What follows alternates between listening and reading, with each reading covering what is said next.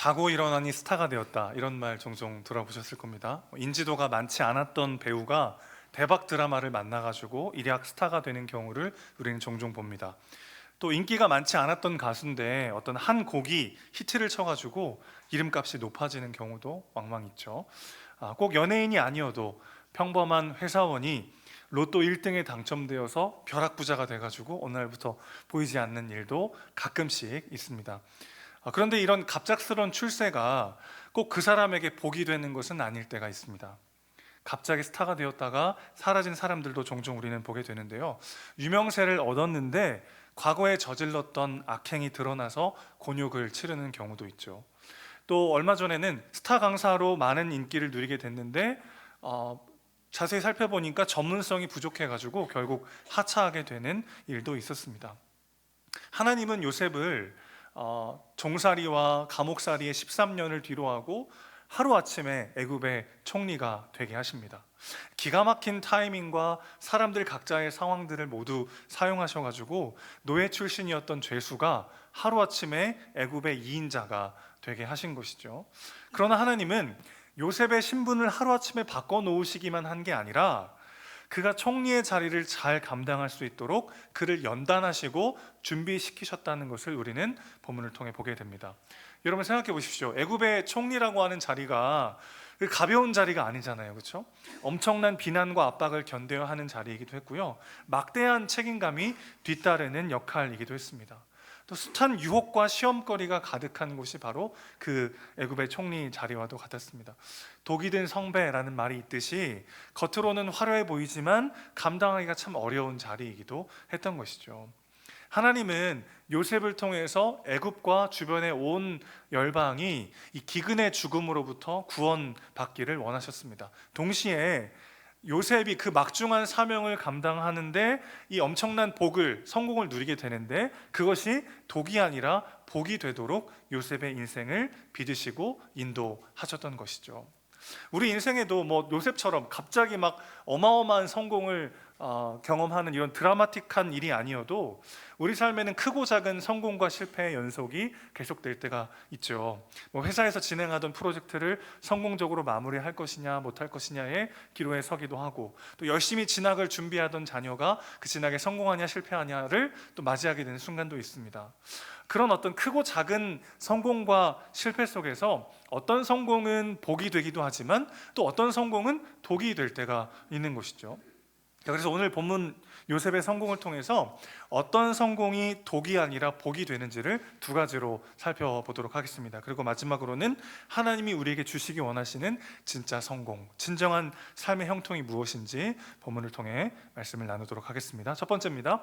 준비되지 않은 상태에서 만나는 성공은 독이 되지만 준비된 성공이 복이 된다는 것을 우리는 요셉의 삶을 통해 보게 됩니다.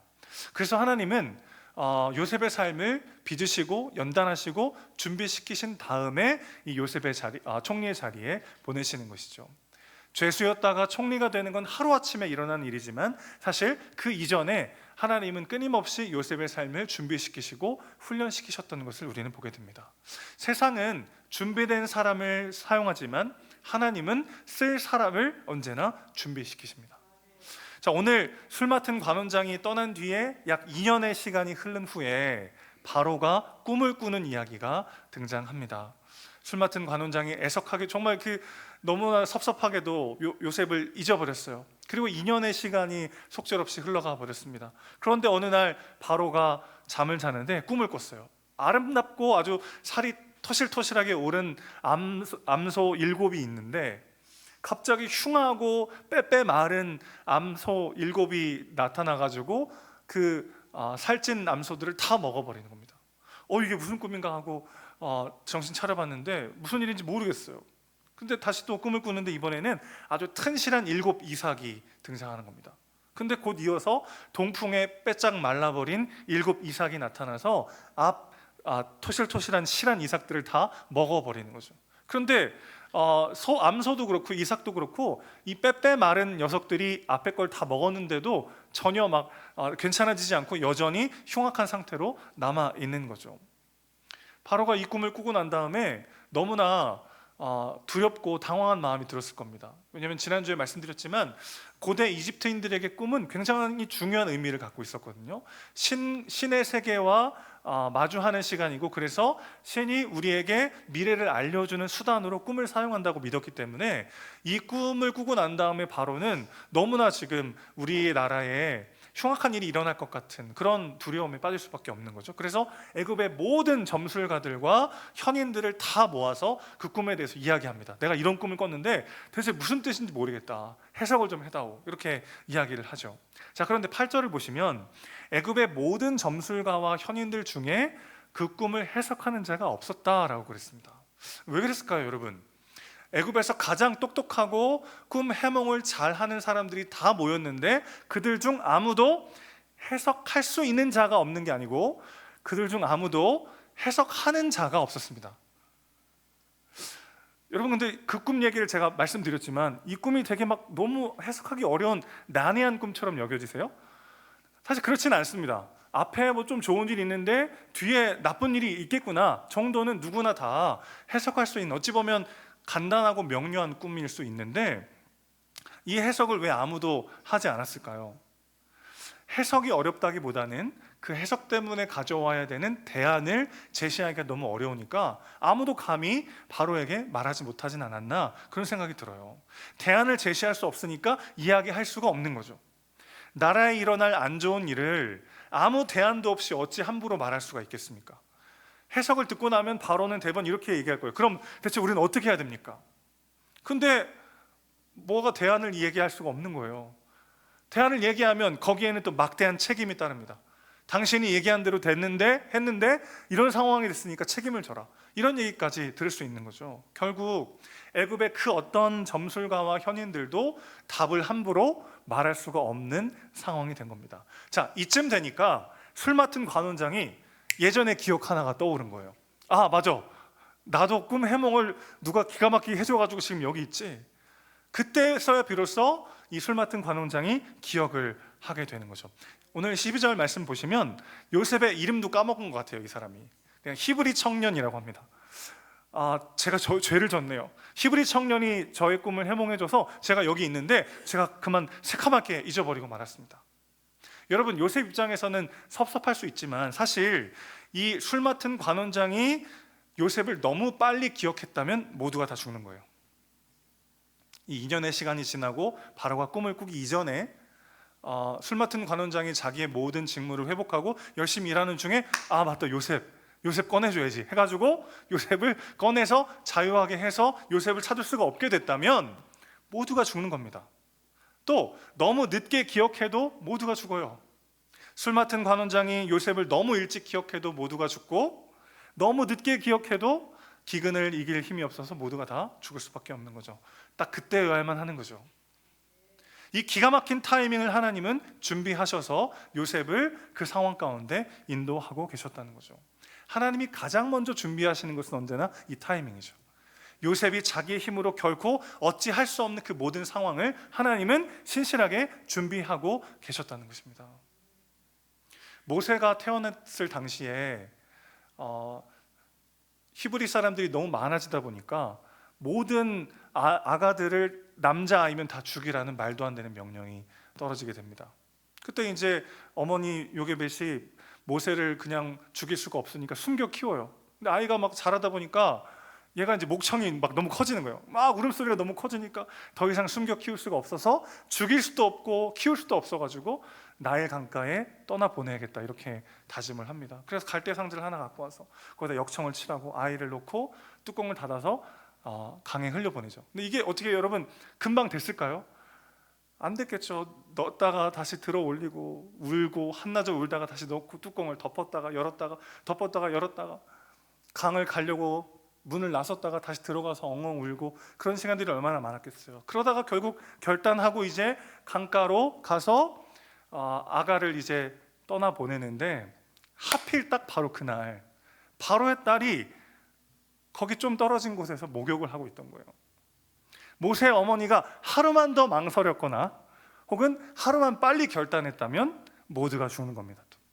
근데 여러분, 이 타이밍을 요게벳이 맞출 수가 있을까요? 언제 바로의 딸이 어디서 목욕할지 어떻게 합니까? 그는 그냥 자기의 하루를 산 거예요. 정말 지옥과도 같았던 사랑하는 아들을 떠나보내야 되는 정말 그 고난 가운데 하루하루를 그냥 겨우겨우 살아내고 있는 줄 알았는데, 하나님은 그 모든 시간들을 사용하셔서 가장 좋은 타이밍으로 그녀의 삶을 인도하셨죠. 그 바로의 딸이 아이를 딱 보니까 보자마자 막 우는 거예요. 애가 막 모성애가 이제 막 올라왔는지 너무 불쌍히 여겨가지고 자기 아들을 삼아야 되겠다 막 그럽니다. 그때 모세의 누나 미리암이 와가지고 제가 유모를 찾아드릴까요? 이렇게 이야기합니다. 여러분 조금만 생각해 보시면 지금 이 애기하고 눈앞에 있는 소녀하고 너무 닮았잖아요. 조금만 이성적으로 생각해 보면, 잘 이해 안 되시면 저희 집 두 아들을 생각해 보시면 돼요. 너무 똑같잖아요. 딱 보면 조금만 그녀가 이성적으로 생각했다면 그날 또 다 죽는 거예요. 근데 지금 막 너무 불쌍한 그 막 감정이 올라와가지고 그래 네가 유모를 좀 찾아봐라. 그래서 인류 최초로 자기 아들 젖주면서 월급 받은 사람이 요게벳이에요. 이 모든 것 누가 하신 겁니까? 하나님이 가장 좋은 때에 그들의 삶을 인도하시더라는 거죠. 요셉이 이 꿈과 이 모든 일들을 일어날 적기를 어떻게 찾습니까? 그가 아무리 노력하고 열심히 삶을 살아도 그 타이밍은 누구만 아세요? 하나님만 아세요. 그런 요셉이 할 수 있는 거라고는 뭡니까? 주어진 삶을 견뎌내고 살아내는 거죠. 그럴 때 하나님은 그 모든 삶을 사용하셔서 가장 좋은 때에 가장 확실한 시간에 요셉을 총리로 세우시더라는 것입니다. 자, 그 지난한 시간 동안 요셉은 무엇을 하고 있었죠? 보디발 장군의 집에서 총무의 역할을 감당하기도 했었고, 왕의 죄수를 가둬주는 감옥에서 재반 사무의 일을 감당합니다. 한마디로 계속해서 행정일을 지금 하고 있는 거예요. 어떻게 한 집안을 그리고 감옥을 운영해야 되는지를 계속 배우고 경험하면서 그 13년의 시간을 보냅니다. 여러분, 그냥 평범한 가정이 아니죠. 애굽의 온 군권을 통솔하는 장군의 집을 다스리는 일이니까 거기에 얼마나 많은 일들이 있었겠어요. 그리고 감옥도 보통 감옥이 아니고 왕에게 죄를 짓는 숱한 정치범들이 아직 그 죄가 판결되지 않은 상황에서 잠시 머물기도 하고, 죄를 져서 처벌을 받기도 하고, 죄가 풀려서 다시 복직하기도 하는 그 숱한 정치적 상황들이 일어나는 그 어마어마한 감옥을 요셉이 전부 다 관리하고 경영하면서 그는 너무나도 탁월한 행정가로 지금 훈련되고 있는 거죠. 7년의 풍년과 7년의 흉년이 들 거라는 것 정도는 아마 애굽의 점술가들과 현인들도 금방 알았을 거예요. 근데 문제는 그럼 어떻게 해야 되지? 그럼 7년의 풍년을 어떻게 보내고 7년의 흉년을 대체 우리가 어떻게 준비해야 되지? 이 대안을 제시할 수 있는 건 아무나 할 수 있는 일이 아니죠. 요셉이 뭐라고 말합니까? 일단 7년의 풍년 동안 20%의 세금을 거두십시오. 그리고 그것을 가지고 흉년을 버티십시오. 아주 명확한 대안을 제시합니다. 근데 이게 말이 쉽지요. 실행하려면 많은 어려움이 따릅니다. 7년 뒤에 흉년이 안 일어나면 어떻게 해요? 그리고 20%의 세금을 거두는 일도 쉬운 일이 아니죠. 세금을 20% 걷어간다면 생각해보세요. 여러분, 가만히 있겠습니까? 백성들이? 하나님을 신뢰해야만 가능한 일이에요. 하나님이 그가 하실 일을 보이시는 분이심을 믿어야만 가능한 일이죠. 자, 그러니까 13년의 시간 동안 요셉이 배운 건 뭐냐면, 어떻게 한 나라를 운영해야 되는지, 어떻게 그 공동체를 제대로 행정해야 되는지를 아주 깊이 있게 훈련하고 준비했을 뿐만 아니라 그 모든 시간들을 신실하게 함께 하시는 하나님을 신뢰하는 법을 그는 지금 배우고 있는 거죠. 그 과정을 겪은 다음에 준비가 된 후에 맞는 성공은 요셉의 날개를 달아주는 복의 무대였다는 것입니다. 자, 25절 보시면 바로 앞에 가서 제일 먼저 하는 이야기가 이거예요. 바로의 꿈은 하나입니다. 자, 이때부터 바로의 마음을 확 사로잡았을 거예요, 요셉은. 왜냐하면 바로도 지금 겉으로 말은 안 하는데 자기가 생각해도 이 두 가지의 꿈이 하나의 사건을 가리키는 것이라고 아마 자기도 그렇게 짐작하고 있었던 것 같아요. 왜냐하면 오늘 본문을 보시면 바로가 자기의 꿈을 이야기할 때 계속 단수로 표현을 합니다. 히브리어는 우리나라 말이랑 다른 게 단수냐 복수냐가 굉장히 중요해요. 예를 들어서 집사님 집에 차 있으세요? 제가 물었을 때 네, 차 있어요. 혹은 차 없어요. 우리는 이렇게 대답하잖아요. 근데 영어로는 어떻게 하죠? 네, 차 한 대 있습니다. 혹은 차들이 있습니다. 이렇게 구분해서 표현하잖아요. 똑같아요. 히브리어도 단수냐 복수냐가 굉장히 중요합니다. 근데 지금 바로는 뭐라고 표현하고 있냐면 내가 계속 단수로 얘기해요. 꿈을 꾸고 있다. 자기도 그러니까 이 두 가지 꿈이 뭔가 하나의 꿈을 이야기하고 있다는 것을 짐작하고 있는 거죠. 근데 지금 요셉이 와서 뭐부터 얘기합니까? 당신의 꿈은 하나입니다. 이거부터 얘기하는 거죠. 그러니까 벌써 신뢰가 되는 거예요. 게다가 확실한 대안과 구체적인 실행 방법까지 제시해주고 있어요. 여러분, 요셉이 총리가 돼서 마냥 기뻤을까요?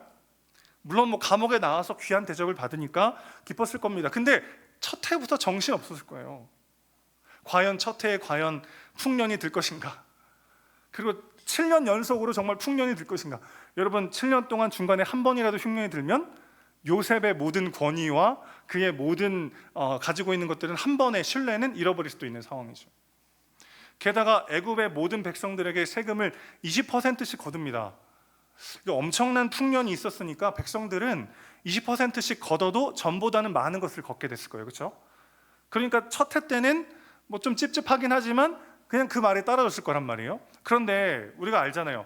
내가 가지게 되는 건 금방 당연해지죠. 그리고 떼어가는 거는 항상 훨씬 더 굉장히 크게 느껴집니다. 그러니까 7년 중에 빠르면 2년 차 때부터 백성들은 조금씩 원망하기 시작했을 거예요. 왜 이렇게 세금을 많이 떼가는 거야? 자기가 뒤에서 떼먹는 거 아니야? 막 이런 말이 오고 갔을 수도 있고요. 총리가 그 히브리 노예 출신이라는데 진짜 우리가 이놈을 믿어도 되는 거야?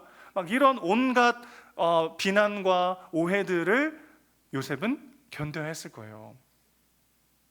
하지만 요셉은 넉넉히 이 모든 시간들을 견뎌냅니다. 왜죠? 그보다 훨씬 더 심한 모욕과 힘든 시간들을 이미 겪어왔어요. 이건 아무것도 아니야 지금. 나는 훨씬 더 많은 오해와 비난과 모욕을 견뎌내고 훨씬 더 힘든 것들을 견디면서 하나님 안에서 그는 단단하게 준비되고 있었던 거죠. 요셉이 7년의 풍년과 7년의 흉년을 흔들리지 않고 잘 감당할 수 있었던 것은 하나님이 요셉을 빚으시고 연단하셨기 때문인 것이죠. 세상은 준비된 사람을 씁니다. 지금 당장 준비가 안 되면 쓸 생각이 없죠. 회사도 학교도. 하나님은 쓸 사람을 미리 준비시키십니다. 그래야 성공이 진짜 독이 아니라 복이 되기 때문이죠. 그럼 이게 어떤 뜻입니까, 여러분? 하나님께서 오늘의 우리의 일상을 너무나 귀하게 사용하신다는 뜻이죠. 지금 당장은 하나님의 뜻을 다 헤아릴 수 없지만 하나님은 우리의 오늘을 사용하셔서 우리를 빚으시고 준비시키는 중이라는 것을 기억하셔야 합니다. 가장 좋은 타이밍을 지금 하나님은 준비하고 계세요. 그 가운데 우리가 사명 감당할 수 있도록 빚으시고 연단하셔서 우리를 준비하고 계신다는 거죠. 요셉의 고백처럼 하나님이 그가 하실 일을 우리에게 보이실 날이 올 겁니다. 중요한 건 뭐예요? 오늘 우리가 하나님의 타이밍 속에, 하나님의 계획 속에 준비되고 훈련되는 시간을 갖고 있다는 것을 기억해야 하는 것이죠. 준비되지 않은 성공이 독이 되어 무너지는 삶이 아니라 완벽한 타이밍과 확실한 준비를 통해 하나님이 주시는 성공을 복으로 누리는 우리 모두가 되시기를 주님의 이름으로 축원합니다. 내 생각에는 그냥 똑같은 일상인 것 같은 바로 이 시간들, 돌아가는 것 같고 넘어진 것 같고 아무 의미 없는 것 같은 그 하루하루를 하나님은요 우리를 빚으시고 훈련하시고 준비하시는 시간으로 사용하고 계신 줄로 믿습니다. 두 번째입니다. 목적으로서의 성공은 독이 되지만 수단으로서의 성공은 복이 됩니다. 요셉이 총리가 되고 난 다음에 엄청난 어떤 명예와 권력을 얻게 되죠. 일단 바로가 자기 인장 반지를 요셉에게 바로 줍니다. 이 결제를 위한 반지이거든요. 요셉은 그러니까 지위로서는 애굽의 2인자지만 뭐 2인자도 똑같은 2인자가 아니잖아요. 지금 바로의 제가 없이 자체적으로 일을 추진할 수 있는 절대적인 권한을 가진 사람이 된 거예요. 44절 45절 말씀 같이 한번 읽어보겠습니다. 바로가 요셉에게 이르되 나는 바로라 애굽 온 땅에서 네 허락이 없이는 수족을 눌릴 자가 없으리라 하고. 지금은 국가 위기 상황이에요. 애굽의 말 한마디에 모든 것이 다 움직일 수 있도록 모든 권력 구조를 개편해 주는 거예요. 요셉을 중심으로.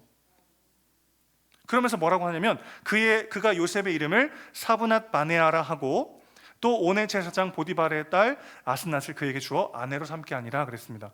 인장 반지를 주어서 엄청난 권한을 주고 난 다음에 요셉에게 새 이름을 주면서 그의 과거를 다 지워주는 거예요.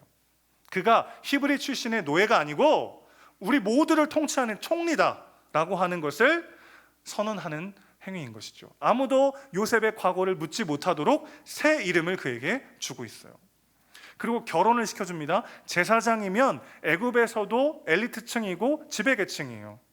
그러니까 요셉을 지지해줄 막강한 세력을 요셉에게 붙여주는 거예요. 지금 엄청난 명예와 권력을 요셉이 가지게 된 것이죠. 중요한 건 그 마지막 구절입니다. 그렇게 이름도 바꾸고 결혼도 했어요. 그 다음에 요셉이 뭐 합니까? 45절 마지막 부분 보면 요셉이 나가 온 애굽 땅을 순찰하니라.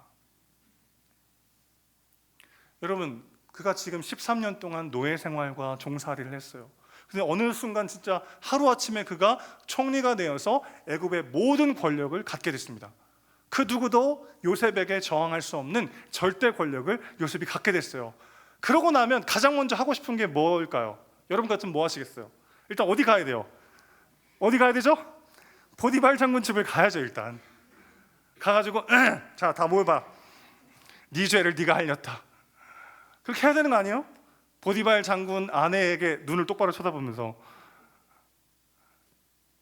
복수하고, 보디발 장군도 다 알면서 왜 나 감옥 보냈냐고 막 따지고. 일단 그래야 되는 거 아닙니까? 근데 한번 생각해 보세요. 13년 동안 요셉에게 용서를 구해야 할 사람이 얼마나 많았겠습니까? 이방인 노예 출신의 죄수 요셉을 하대하고 깔보고 무시하는 사람들이 얼마나 많았겠어요.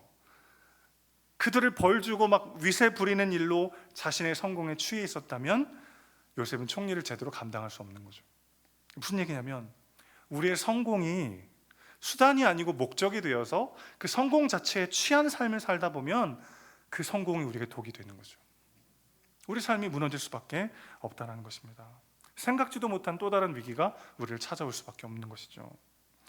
로또 1등에 당첨된 사람들의 이후의 삶을 조사하는 기사를 한번 본 적이 있는데, 상당수의 사람들이 마약 중독에 빠지거나 도박으로 재산을 탕진하고 삶이 무너지는 경우가 굉장히 많았다는 기사를 본 적이 있어요. 그런데 흥미로운 거는 로또 1등에 당첨되고 난 다음에도 행복하게 삶을 이어가고 있는 사람들도 있더라는 겁니다. 그래서 그 사람들만 모아서 조사를 해보니까 그 사람들의 공통점이 있었어요. 뭐냐면 하던 일을 그대로 하고 기존의 삶을 그대로 사는 사람들은 로또가 1등 당첨되고 난 다음에도 여전히 행복하게 삶을 살더라는 거예요.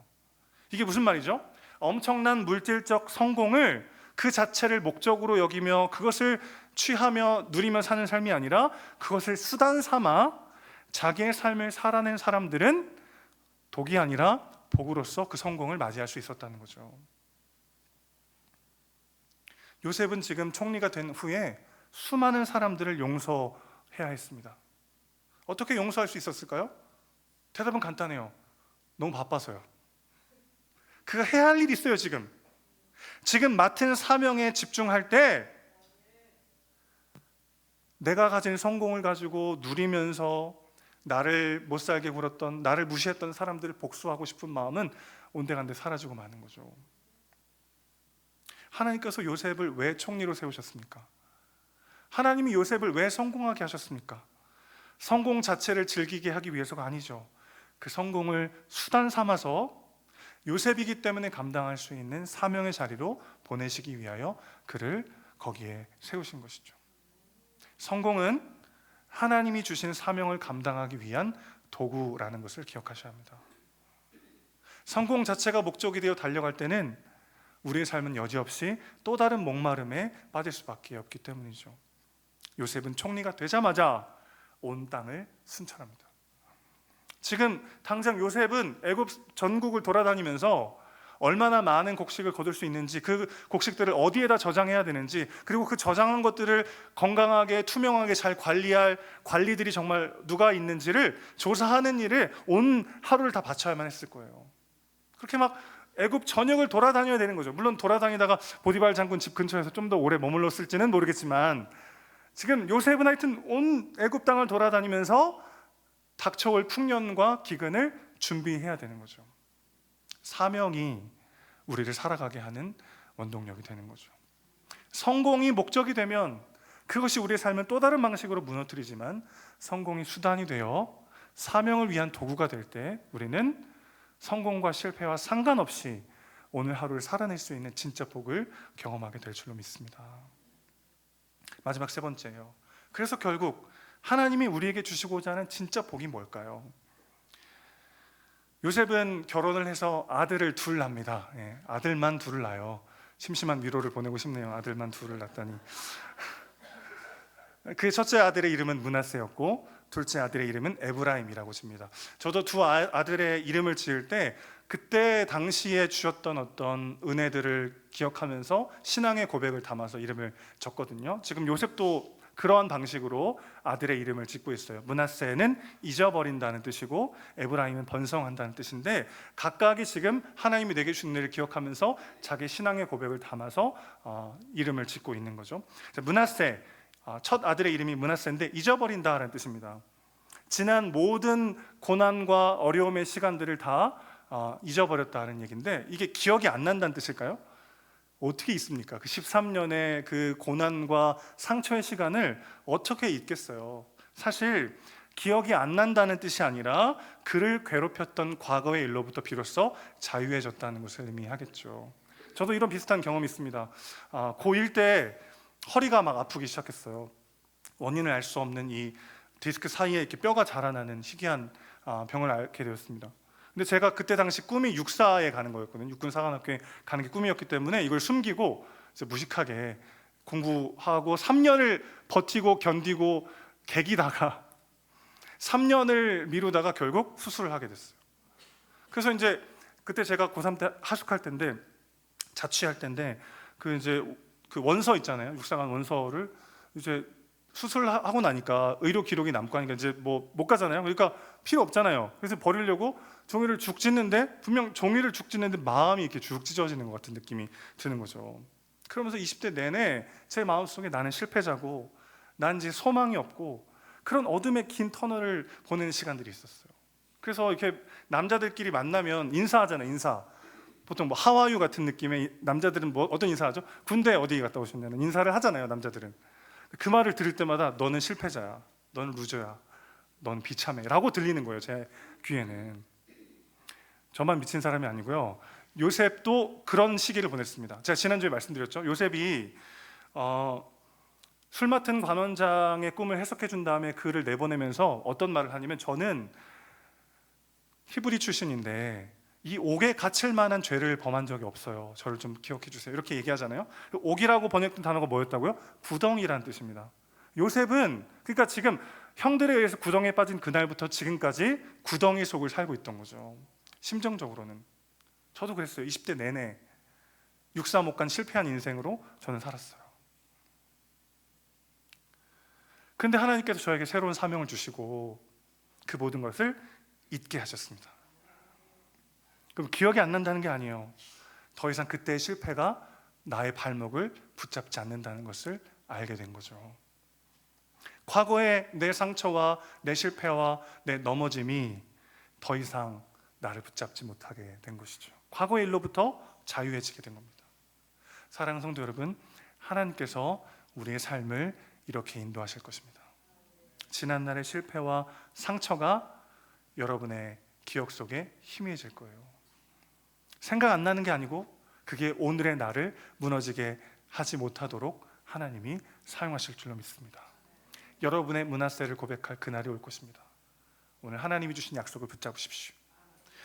그는 13년의 시간을 웅덩이에 갇혀 살았지만 더 이상 그 고통에 매인 사람이 아니었어요. 그것은 잊혀지고 지나가며 새로운 사람으로, 새로운 사명자로 오늘 하루를 살고 있는 것이죠. 둘째 이름을 낳고는 이름을 에브라임이라고 지었습니다. 번성하다는 뜻인데, 오늘 우리의 상황으로 적용해 보면 열매 맺다 이런 의미로 우리는 해석할 수 있을 것 같아요. 하나님은 결국 우리의 삶을 어떤 삶으로 이끄십니까? 열매 맺는 삶으로 인도하실 것입니다. 그 과정이 어떤지와 상관없이요, 우리의 엔딩은 이미 결정되어 있는 거예요. 여러분을 통해 하나님은 아름답게 열매 맺으실 것입니다. 그 열매라는 게 뭐죠? 처음에 씨를 뿌리고 자라나는 동안에는 이게 얼마나 열매를 맺을까 알 수가 없어요. 우리도 마찬가지죠. 때론 씨를 뿌렸는데 아무것도 자라지 않는 것 같은 상황이 벌어질 때가 있고, 열심히 물을 주고 키웠는데 공든 답이 와르르 무너지는 것 같은 상황에 처할 때도 있습니다. 그러나 하나님의 약속을 붙잡으십시오. 하나님께서 우리의 삶을 열매 맺는 삶으로 부르시고 빚으시고 완성하실 줄로 믿습니다. 여러분, 그게 진짜 복이죠. 우리의 성공과 실패가 하나님의 이 위대한 부르심과 축복 속에 동일하게 사용되고 있음을 믿으시기를 바랍니다. 우리의 장점만, 우리의 성공만 사용하시는 것이 아니라 우리의 실패와 단점과 넘어짐까지 사용하셔서 그분은 우리의 삶을 열매 맺게 하시는 분이신 줄로 믿습니다. 예전에 어떤 그 예술 작품을 보는데 그 작품을 설명하는 어떤 구절 중에 이런 얘기가 있었어요. 가장 어둡고 차가운 색으로도 가장 아름답고 따뜻한 작품을 만들 수 있는 작가다. 어떤 작가인지 이름은 생각 안 나는데 그 해설이 너무 와닿더라고요. 여러분, 우리 하나님은요, 우리의 성공과 우리의 장점과 우리의 기쁨만을 골라가지고 영광 받으시는 분이 아닙니다. 그분은 우리의 실패와 단점과 넘어짐과 우리의 죄까지도 사용하셔서 가장 추악하고 가장 차가운 재료를 사용하셔서 가장 아름답고 가장 따뜻한 작품을 만드실 수 있는 분이신 줄로 믿습니다. 그분이 지금 약속하시는 거예요. 내가 너의 삶의 에브라임이 될 것이다. 네가 열매 맺는 삶으로 영광스럽게 나와 함께 할 것이다. 그 약속을 붙잡으십시오. 우리 삶의 므낫세와 에브라임을 약속하시고 기어이 우리의 삶을 그곳으로 인도하고 계시고 완성하실 하나님을 신뢰하십시오. 그럴 때 우리의 눈물이 간증이 되게 하시는 하나님이 나의 하나님이심을 고백하며 담대히 오늘 하루를 살아낼 수 있게 될 줄로 믿습니다. 그런 삶을 사는 저와 여러분 되시기를 다시 한번 주님의 이름으로 축복합니다.